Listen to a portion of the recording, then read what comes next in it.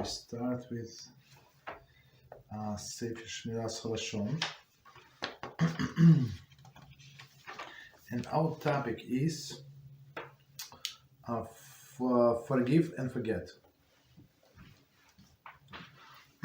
Even if all that one gained through silent acceptance of humiliation is lessening the punishment for a single sin, it would be worthwhile, in fact, to gain its far greater, as stated in the Talmud. Rava said, whoever refrains from exacting his measure, that is, from responding to the hurt caused him, the heavenly tribunal removes from him all his sins, as it is written, he forgives transgressions and passes over sins. Michav 7:18. Whose sin does he forgive? One who passes over the sins committed against him. Rosh Hashanah 17a.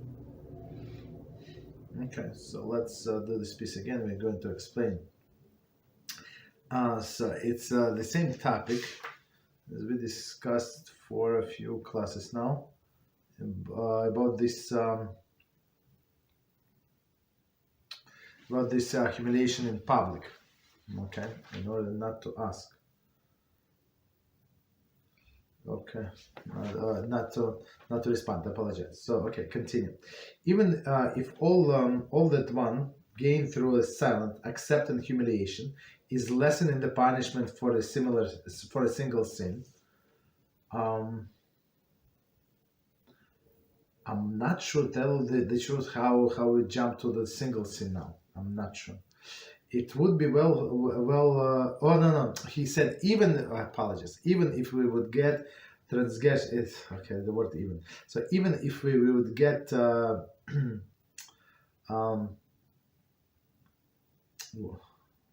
forgiveness for one sin, it would be worthwhile. I apologize.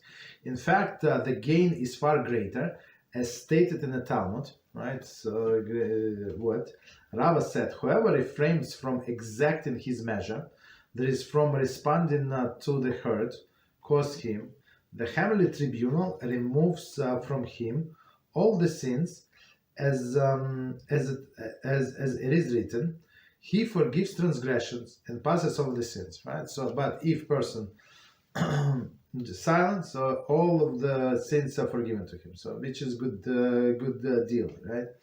Whose sins does he forgive? One who passes over his sins committed against himself, right? So, if person forgives other people for the sins, so his sins are also forbidden.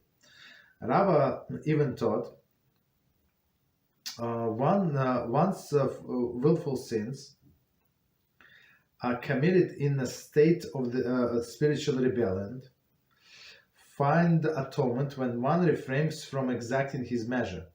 So that's a big deal. So one more time, Rava taught that even the sins committed in a state of spiritual rebellion, so meaning the person does something like dafka because Hashem said no, but I say yes. He says yes, but I said no. That's the worst sin possible. Right, so if person sins out of desire, I mean, it's very bad, but not as bad as this one.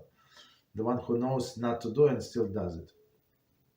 So even person like that find atonement when one refrain from exacting his measure.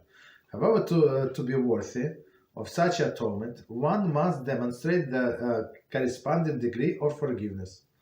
That is, he must bear no ill will toward those who have caused him hurt. Okay, even when he knows for the fact that the hurt was inflicted maliciously. Right, so that's a big deal. That's a very big deal to forgive somebody that no will toward those who have caused him hurt, and not only hurt. Even when he knows that in fact that the hurt was inflicted maliciously. So forgive one thing, right? It's one part, but if you show that the person that you forget, so the person can get their own message and continue abuse person, right? So that's also we have to take into consideration, and this person would be liable for all of the hurt that he does for us. Okay, maybe he wanted to be a big tzaddikim on a very high level. That's very commendable of us, but still we have to take into consideration other persons person as well, right? So if you know that person like that, he or she did not do teshuva, just separate. Okay, forgive 100%. That's what I personally do. Like, despite of what people do to me, so I just forgive and say, guess what? You're going to blacklist. That's it. So I don't want to hear from you, right? Of course, such atonement is dependent upon the individual's sincere resolve to refrain from committing these sins in the future. Of course, right? So meaning just because person was quiet and his sins were forbidden, it's not like they were forbidden. I mean, if he said, okay, I'm not going to do it in the future, yes, so that's completely sure. It's a combination of things. I mean, without last line, people take it out of context. Okay, so we stop here. Any questions on what we said?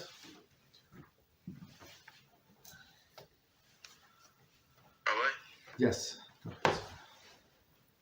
a question. The word says, Shalom Kalov, if we did not respond to public humiliation and forgive the person sincerely before Teshuvah, afterwards we are on the path of Teshuvah, Baruch Hashem. Can our sins still be erased? Yes. That's the story. So I mean, until we have a next opportunity to do the sin. So if a person is not sinning, so that's in some sense he or she is given the opportunity to show. Yes. So I mean, opportunity is there. Whether we're going to use it or not, that's a different story. So now, as we said many times, the reward for a mitzvah is another mitzvah, right? So the person kept quiet, and he had maybe reasons and had something to say back, and the person kept quiet, so he did the mitzvah or she did the mitzvah, and now the opportunity is another mitzvah. So whatever sin was there, very sweet and desirable, so now it's become disgusting, right? It's a normal attitude. So now that's actually the reward for us. Keep it quiet. Very good. That's amazing. Yes. So I mean, again, one mitzvah does another. One mitzvah brings another mitzvah. Okay. That's it. Any other questions? Yes. Go ahead. So the other person will be exempt from the punishment from Whoa. Who said so? No, nobody said so. No, sorry. It's just there's the other part from my question. Okay, so, different. sorry, Robert. So, they wouldn't be exempt from the punishment up until the moment they ask us for forgiveness, even though we forgave them before? Mm-hmm. Yes. Yeah.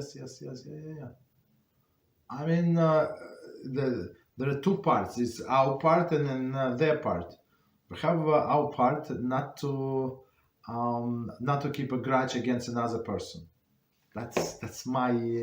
It's upon me, right? He hurt me, but I have the grudge not to, like, I have a responsibility, a mitzvah, not to have a grudge against another person, right?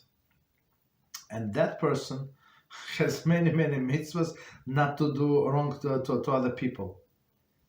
You understand? So I do just my part. I forgive this person. I don't keep a grudge. I don't have anything against him. Like, I give you an example from this morning. One of my students, I asked him to do something. Like, I said, maybe he knows somebody. Like I know that he's been shaken. So now this morning he declared. So actually he completely quit. He stopped absorbing, unfortunately. Right. So after all of these things that we try to help him and stuff like that, what can we do? You understand? So I forgive him, like for whatever he did before, but it's still his responsibility to do what he must do. You understand? Two separate things. Just because I forgave him or we forgave somebody does not mean that that person automatically forgiven. You understand? Okay, what else? Thank you very much, Rabbi. You're welcome. So that's actually the case. Can you imagine that? The case then when I said that I stopped two people from a suicide in my life, so it's one of them. Now he's not interested in Judaism. Not interesting.